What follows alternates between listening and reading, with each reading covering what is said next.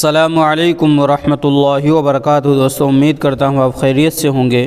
میں ہوں محمد مقصود قاسمی اور آپ دیکھ رہے ہیں باغ مدینہ یوٹیوب چینل۔ دوستوں آپ حضرات نے یہ تو خوب سنا ہوگا کہ جب کسی کی شادی ہو، خاص کر مسلمان کی، تو اسے نکاح جو ہے مسجد میں پڑھانا چاہیے، اور مولوی صاحب کو بھی یہی چاہیے کہ انہیں حکم کر دیں کہ بھائی مسجد میں چلو اور وہیں پر نکاح ہوگا۔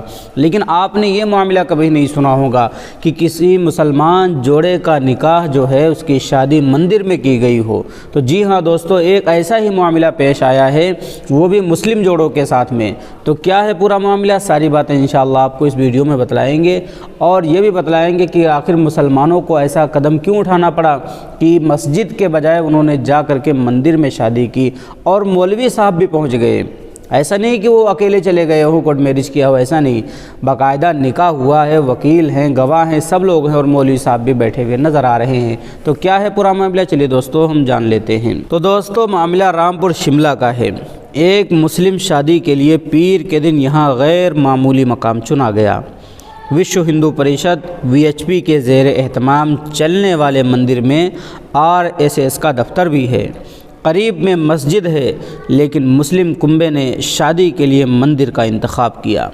مولوی نے 2 وکیلوں اور 2 گواہوں کی موجودگی میں نکاح بھی پڑھا دیا۔ مندر میں بارات کا استقبال ہندو طریقے سے کیا گیا۔ مندر ٹرسٹ کا کہنا ہے کہ ہندو تنظیموں نے سول انجینئر دولہا اور MTech دلہن کی شادی کی حمایت کی۔ دلہن کے باپ نے کہا کہ شادی میں سبھی مذاہب کے ماننے والوں نے شرکت کی تھی۔